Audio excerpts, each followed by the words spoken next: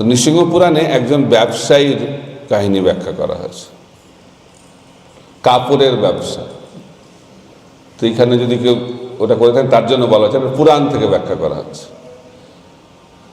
তো ব্যবসায়ী প্রচুর সফলতা লাভ করেছে, অনেক পয়সা রোজগার করেছেন সেই বৃদ্ধ ব্যবসায়ী। তার দুই পুত্র, তারাও খুব পুণ্যবান। তো দুই পুত্র ভাবছেন যে আমাদের বাবা আমাদের জন্য এত কিছু করেছে, তা আমাদেরও কিছু করা দরকার। তাই একজন সাধুকে অনুরোধ করেছে, আপনি আমাদের বাবাকে তীর্থযাত্রায় নিয়ে যান। এটা একটা সংস্কার যে বৃদ্ধ হলে আমাদেরকে তীর্থযাত্রায় গেলে আমাদের হৃদয়টা পরিবর্তন হয়, কৃষ্ণ ভাবনাময় আমরা হই। এটা খুব একটা অনুকূল একটি কার্য। তো সাধু বলছে ঠিক আছে। তো সাধু ওনাকে নিয়ে তীর্থযাত্রায় বেরিয়ে পড়েছেন। কিন্তু এই ব্যবসায়ীর কথা বলার খুব নেশা, কথা বলতে পেলে আর কোনো অন্য কিছু লাগে না। তো এই ব্যবসায়ী ভাবছে তো আমি একটা পার্মানেন্ট একজন পেয়েছি কথা বলার জন্য। যখনই সুযোগ পাচ্ছে কথা বলছে। আর কি কথা বলছে? ব্যবসার কথা বলছে। এই ব্যবসা এইভাবে করতে হয়, ওই ব্যবসা এইভাবে করতে হয়, ব্যবসায় লাভ হলে কি করতে হয়, ব্যবসায় লোকসান হলে কি করতে হয়, সব কিছু বলছে। তো এই সাধু ভাবছে আরে আমি তো এলাম ওকে হরিকথা বলার জন্য, এখন তো ওর কাছে থেকে আমাকে সবসময় বিজনেস ব্যবসার কথা শুনতে হচ্ছে।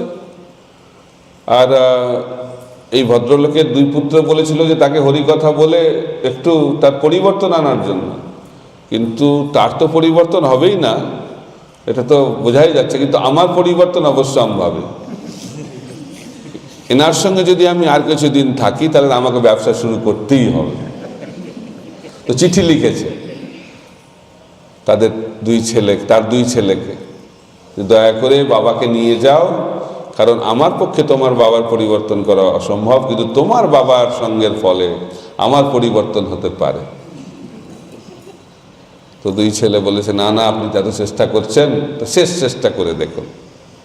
যে ঠিক আছে, এত কষ্ট করে লিখছে, অনুরোধ করছে, বলে ঠিক আছে শেষ চেষ্টা আমি করে দেখি।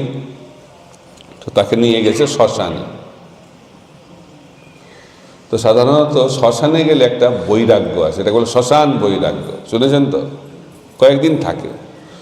যখন বাবা মারা যায়, বাবা মরে গেলে খুব কান্না করে, বাবা চলে গেল, বাবা চলে গেল, বাবা চলে গেল, 7 দিন থাকে।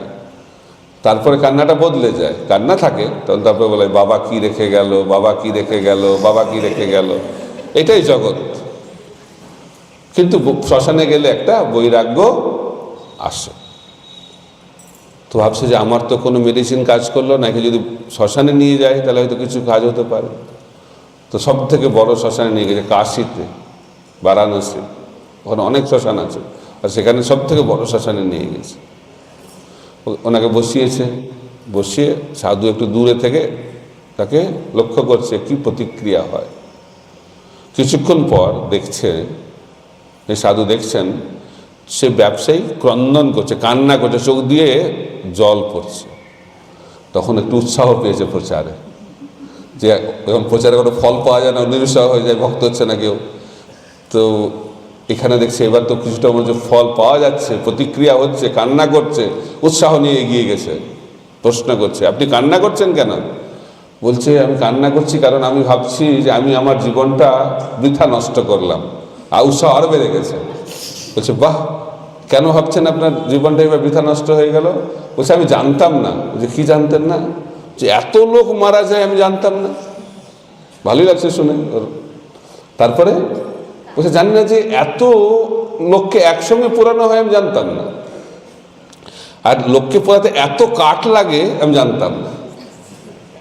আমি তো জানতাম যে মার্কেটে কাপড়ের ডিমান্ড বেশি আছে, কিন্তু এখানে এসে দেখছি কাপড়ের থেকে কাঠের ডিমান্ডটা বেশি আছে। তো ভাবলাম যে ব্যবসাটা আমি ভুল করেছি সারা জীবন।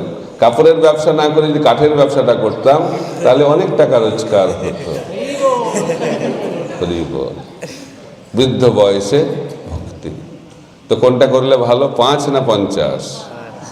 সেজন্য অল্প বয়স থেকে অভ্যাস করাটাই বাঞ্ছনীয়।